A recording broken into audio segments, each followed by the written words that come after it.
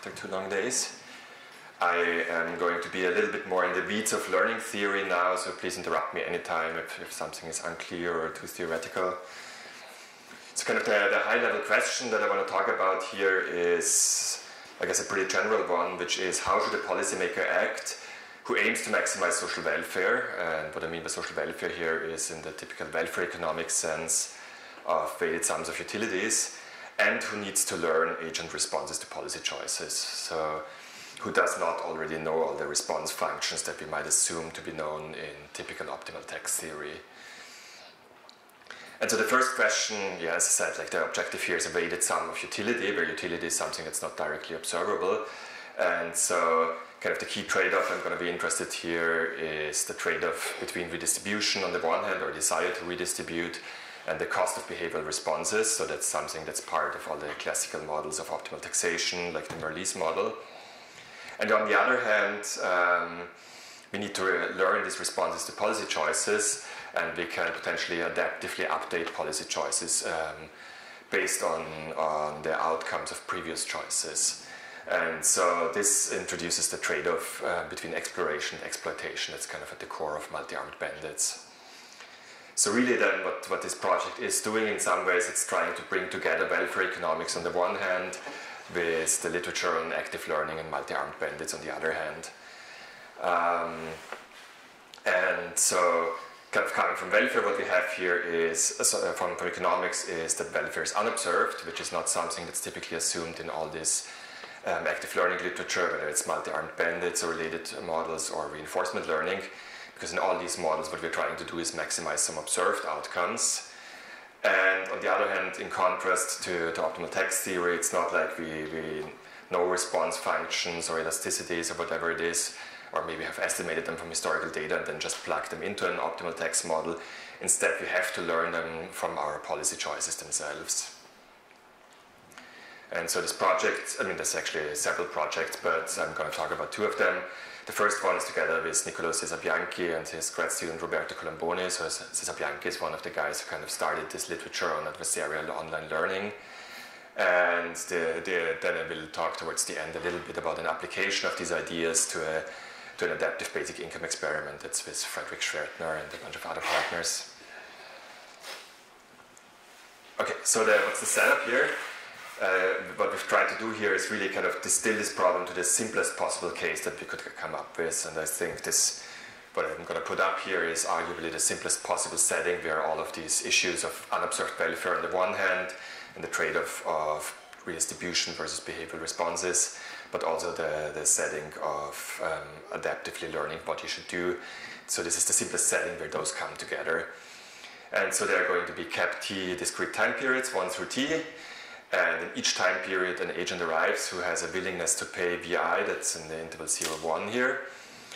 And the agent is going to face a tax rate, or a price if you want, or a subsidy rate, depending on the interpretation of the model. And then, based on this price rate and based on the willingness to pay, they decide to make a binary, decision.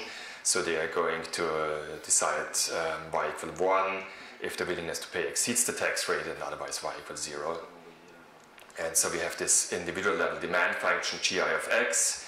So that's just a step function that's 1 and then jumps down to 0 once x hits the willingness to pay. And so then the observed behavioral response that we get is yi that's equal to gi of xi.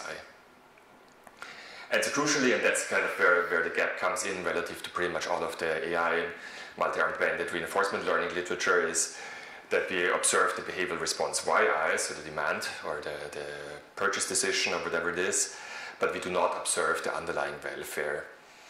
Where welfare here I define as a sum of public revenues, a weighted sum of public revenues and private welfare. So you can think of the public revenues as kind of a shorthand of the benefit of redistributing to people who need it more, or some other use of these resources. And so public revenue, that part is kind of the simpler part here. It's just the tax rate times the decision, 0, 1. So that looks exactly like what you would have in monopoly pricing, like we've seen earlier, or also in oligopoly pricing, I guess. But then we have the private welfare part, and that's the part that's not directly observable here. And that's the maximum of willingness to pay minus tax rate and 0. And then I guess we have a welfare weight lambda that determines kind of the trade-off between these two objectives. And so here it's useful to rewrite this welfare objective in terms of the demand function GIX. So the first one is just x times GIX, right? So that's just revenues, price times demand. And the second one, we can, and that's going to be very useful and familiar, of course, from intro economics, we can rewrite this private welfare term as consumer surplus. So we can just integrate the demand function from, in this case, I guess, from the tax rate to 1 to get the individual utility. And so the reason that's simple here is because we have no income effects by construction, but of course you can generalize this to setting with income effects. And so one thing you can already notice here is that welfare depends not only on the function GIX at the point x that we choose, but it also depends on GI for other values of x prime. So in order to know the welfare for a particular policy decision, we actually also need to know what happens to demand at other policy decisions. And so that's going to introduce a very different form of the exploration-exploitation trade-off relative to what we know from multi-armed bandit settings. So I have to introduce a bit of notation. So far we had the individual level demand functions GIX. If we sum them up over all time periods, we're going to get this Blackboard bolt GT of x, so that's just the cumulative demand, and correspondingly we can write down cumulative welfare, and again, because everything here is linear in the demand functions, cumulative welfare is just the same formula as we had before for individual or for one period welfare, just plugging in cumulative demand rather than individual level demand. And so that's here, note, this is the welfare for a fixed policy x, right? So this is the cumulative welfare that we would get if we had the same tax rate x for all periods 1 through t. And we can compare that to the cumulative welfare for the actually chosen sequence of tax rates xi. And so that's ut without an argument here. And so following kind of the convention in all this learning literature, we're going to focus on regret. So we're going to ask how much worse is our algorithm performing relative to the best possible cumulative welfare could have gotten for any constant policy x.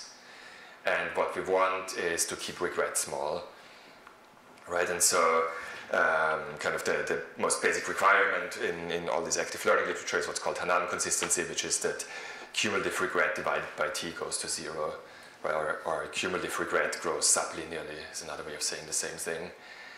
And then there's kind of an important distinction here that I won't have too much time to go into, but we're going to focus on adversarial regret, meaning we are going to characterize regret for arbitrary sequences of willingness to pay, right? So this is something that's maybe a little bit weird if you're coming from a more statistics econometrics background, where we're assuming that the VIs are drawn IID from some distribution. Here instead we allow for arbitrary sequences of VI. So bounding the regret for arbitrary sequences is by construction harder than bounding the expected regret over IID sequences. What is the valuation for this? What do you like consider this like exceptional? So I mean, it's in a way it's a stronger robustness guarantee, right? So it doesn't assume any stationarity in the process. So maybe the people who come earlier have a higher willingness to pay than the people who come later, or things like that. I mean, in this case it's less likely, but in principle it also or less relevant. But in principle it also protects you against strategic responses. So, maybe some people strategically delay their entering into the process, and then that changes things. So again, adversarial regret protects you against that. Also, and the results I'm going to show you will confirm that, in fact, you do not end up with stronger guarantees for stochastic regret than for adversarial regret. So even though it's by construction a harder problem, that the type of bounds you get are the same. And so again, I want to really drive home this point of this distinction relative to the typical multi-armed bandit or reinforcement learning setting, which is that welfare at a particular point x depends not only on the responses you would observe for the choice of policy x, but it also depends on the counterfactual responses for other choices x prime prime in this display. Right? So in order to get consumer surplus for a particular tax rate, you would need to know demand for other tax rates because we have this integral term in our welfare function. And again, this generalizes to more general settings with income effects and so on. And so if we want to compare the welfare between 2 points x and x prime, right, we can take the difference in welfare, and the differences are what's relevant for choosing between the two policies. And so again, we have the first term. That one is easy in some sense. That's the same thing you get in monopoly pricing or in really multi-armed bandits, because it depends only on the outcomes for the choice. But the second term here is what makes it harder, which is the integral of demand between those two policy choices. And so this contrasts with kind of the standard settings from the active learning literature, which are multi-armed bandits, right? So in multi-armed bandits, what you observe is the outcome for or the welfare for the choice you made, but you observe nothing about other choices. In online learning, what you observe is the welfare for all possible choices, right? So the canonical example here is something like portfolio choice in finance, where you do observe stock prices even for stocks you didn't buy. And it's also different from online convex optimization, another subfield here, where in online convex optimization what you observe is not only the level of welfare at the policy chosen, but also the gradient of welfare, which again, of course, makes learning easier. All right. So I'm going to present you two key theoretical results here. The first one is going to be a lower bound on regret. Right? So this is saying what this result is going to tell you is no algorithm can do better than what I'm showing you here.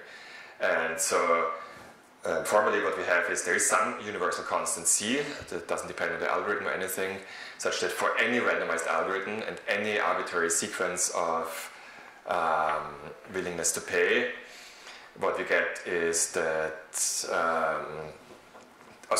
then for any algorithm there exists a sequence of willingness to pay such that regret is going to be growing at least at the order of t to the 2/3. And so 2/3 might not tell you much at this point, but I'll get back to that. So for multi-armed bandits and monopoly pricing in particular, you get t to the 1/2. So this is harder than the monopoly pricing problem. And so, as I said, this is about, for the adversarial setting, which you could think that's making life hard for you. Actually, you get the same bound for a stochastic setting, where you're asking, does there exist a distribution for the willingness to pay, where we have IID sampling from the distribution, and we look at expected regret, and you get the same lower bound. And that's actually how we prove this. Right? So again, stochastic is easier than adversarial because averages are lower than maxima. And so the way we then construct kind of a difficult contrast that's hard to learn in terms of welfare is we're focusing on a distribution that has only 4 points of support for the willingness to pay, where kind of the two that are trouble are the two intermediate points. And so the way we construct this example is such that basically the optimal policies could be either of the two extreme points, so in this example either 1/4 or 1. But in order to figure out which of those two is better, you actually have to sample from the middle that's clearly suboptimal. So you have to sample from the points 1/2 and 3/4 in order to figure out whether 1/4 or 1 is better. Right? So here's the example, or there are many such examples, but this is one construction. Right? So on the right-hand side, you have the demand functions.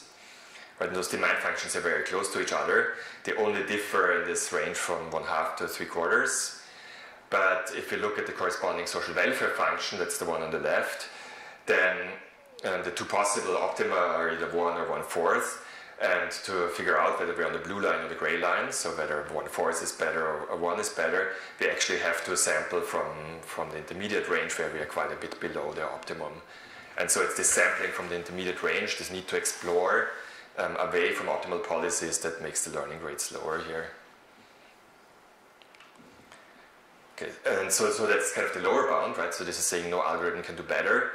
Now I'm going to show you an algorithm that actually achieves this lower bound, and so then in some ways we have the complete characterization of the difficulty of this learning problem, because we know that the lower bound is also an upper bound for at least some algorithms. And so I guess there's a lot of symbols on this slide, but let me go through it. Let me actually start from the bottom. So what we do after each period is we estimate the demand function for that period. And the way we do that is by inverse probability weighting. Right? So what we're going to have is we have a probability of ki of picking each of the points, and then we have a behavioral response yi, and then we can just do an inverse probability weighting of yi divided by pi ki, and that's going to be the unbiased estimator of demand. Right, so there are other estimators, but it's important for us to be unbiased here. And so that works because we have actually randomized assignment to the different policy options here. Okay, so we get our unbiased estimate of cumulative demand up to that point, that's the g hat, and we're taking this g hat and we're turning it into an estimate of social welfare.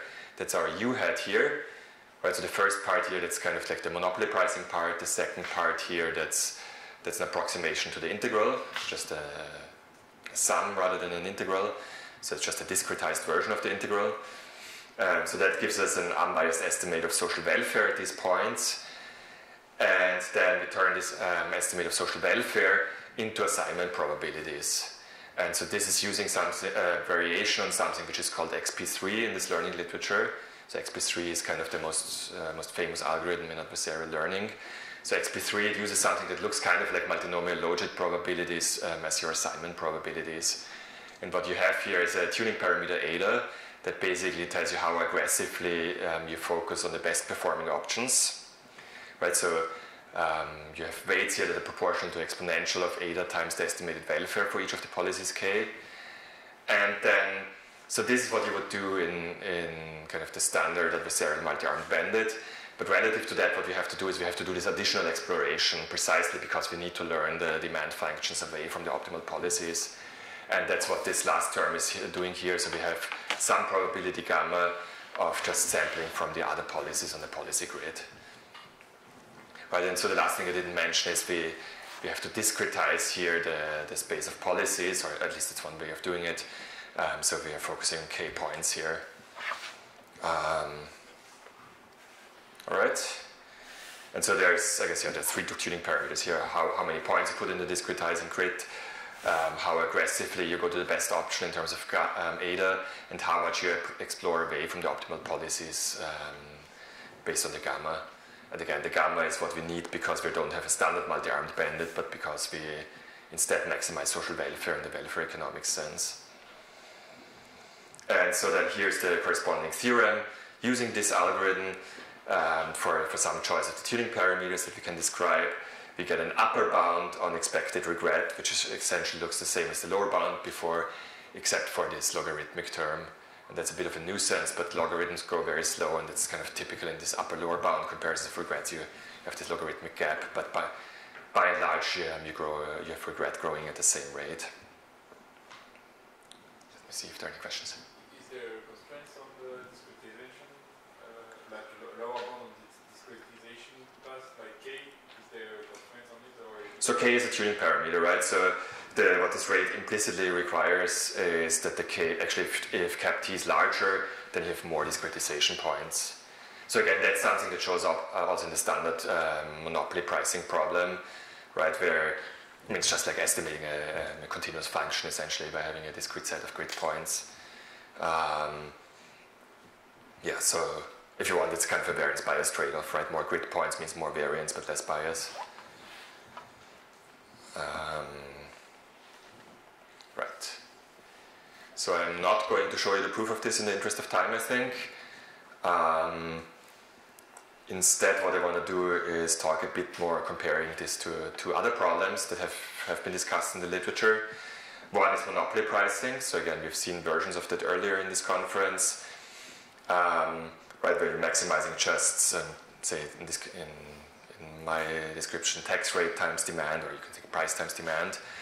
And that's really just a multi-armed bandit. It's a continuous version of a multi-armed bandit, right? So you have the issue of discretization, but once you discretize, you have exactly the classical multi-armed bandit setting. And so correspondingly, all the theory we have for multi-armed bandits kicks in for this. And in particular, what we know about multi-armed bandits is that we have a square root t growth rate of worst case regret. It's maybe a multi-armed bandit problem if you look at it that way, but you have monotonicity restrictions. Yeah, you do, and in finite samples, or for any given cap t, they're going to potentially improve your performance, I guess like in your talk. in terms of the growth rates, that doesn't buy you anything. Right, because there can always be, just like if you have any demand function, I mean, here it's adversarial, you don't even have demand function, but think of the stochastic case, you have a demand function there that doesn't have flat regions, then really the monotonicity doesn't bind in terms of the estimation. So any rates are not going to be affected by that. Yeah. The other thing, actually, my intuition was also that it would actually buy you a lot in finite samples. When I did simulations, I didn't find that, which surprised me. I'm still not sure why that is the case. Yeah. So I think what would buy you more, right, is if you don't just have like inequality restrictions, but some kind of equality restrictions, other functional form restrictions, right? So if you knew that this was like a third-order polynomial, then you would definitely do better than having just an arbitrary continuous function. But here, right, we're in a setting where we allow for arbitrary sequence of willingness to pay, so we're not even assuming that there is something like a constant demand function. Are you talking about worst case? Yes, all of this is worst case, right? Although, I mean, the simulations are not worst case. The simulation was just picking some distributions and. Okay, so that's the monopoly pricing problem. I think that's one that's fairly well understood in the literature. The other one that's more recently received attention, at least by learning people, is the bilateral trading problem, or in a way, this is like Valvasi and Tâtonnemont. So how do you set prices in order to basically clear markets? So in the bilateral trading problem, you have like every period there's a buyer, a potential buyer, and a potential seller who come together, who have some unknown willingness to pay or willingness to, I guess what's the opposite of willingness to pay? Price at which they're willing to sell. And then our problem is to set a price, and the question is how can we set a price that maximizes the expected value of buyers and sellers, and trade only happens if both buyer and seller agree. So I guess this is something that the econ theory literature has considered for a while, but not from the learning perspective, and so the last couple of years some learning people have looked at that. And so this turns out to be a problem that's harder than the social welfare maximization problem that's of like optimal text type. And it's a bit subtle why, but I mean, for this one you have an observational structure that has the same problem as the optimal text problem. You need to explore away from optimal policies in order to learn which the optimal policies are. But on top of that, actually here you have like some potential discontinuities that don't show up in the same way in the optimal text problems. In the optimal text problem you have one-sided Lipschitzness. So it's maybe a bit too in the weeds, but that makes the problem smoother and makes it easier to learn. And so that manifests then if you look at these learning rates, and I think I quite like this table in terms of telling us about the relative difficulty of these problems, because it exactly reflects our theoretical intuitions. They're in a way like monopoly price setting, that's the easiest of these. If you restrict ourselves to a discrete grid, we could get the t to the 1/2 rate, so that's the standard multi-armed bandits problem. If you allow a continuous policy space and define regret relative to that, we also get t to the 2/3, and that's because of the non-parametric demand estimation problem. If we, on the other hand, the bilateral trade problem, which is the hardest of these three, we get in the continuous case, essentially it's hopeless. You get linear regret, right? So it's in some sense the worst thing that can happen here. So per period regret does not necessarily go to 0 here. If you restrict yourself to a discrete grid of prices again, you get t to the 2/3 regret, and optimal tax is in between those two. So optimal tax shares with monopoly pricing the smoothness, or one-sided Lipschitzness to be precise, but it shares with bilateral trades the observational structure where we need to explore away from the optimum. And so therefore you get kind of this situation where rates are in the middle.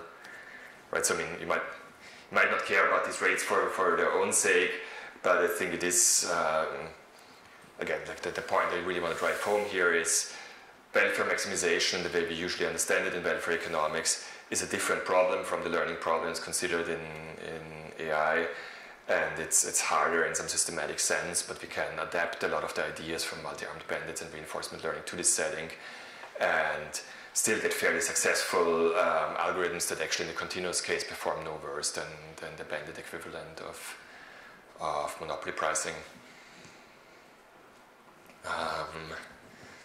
Okay, so simulations, basically just telling you, I mean, there's many more of those, but essentially just telling you things go as you would expect. Right, so what we have here on the bottom right, I just plotted the true welfare. So here I just started with kind of a simple baseline case, uniform distribution of willingness to pay, so linear demand function. And what we have on the bottom left here is just a distribution across 10 grid points of the policy choices. And so you see, as you would expect, you would want them to concentrate over time closer to the optimum, or policies that have higher welfare. And that's indeed what you see. And correspondingly, you see regret going down over time. So this is for fixed distribution, fixed tuning parameters, right? So you wouldn't expect this to go to 0 because of the discretization error that doesn't go away even in large samples. Now you can do one better than this by actually allowing for time-dependent tuning parameters. So we didn't need that for the theorem on regret rates, but essentially, quite intuitively, and that actually also corresponds to something we've just talked about a little bit in the last talk, is you wanna be more aggressive in the beginning in terms of learning, explore more aggressively in the beginning, and then exploit a bit more heavily later. Turns out if you do that, so if you have these tuning parameters such that you explore more in the beginning, you actually can go a little bit faster and get like lower cumulative regret, but you're not going to get better rates overall. All right, so last thing then I want to tell you about is, okay, so this is kind of a pretty stylized model and abstract theory on the learning of optimal policy. Can we actually take this to the field? And so that's something we're currently working on. So there's this NGO in Germany called Mein Grundeinkommen, My Basic Income.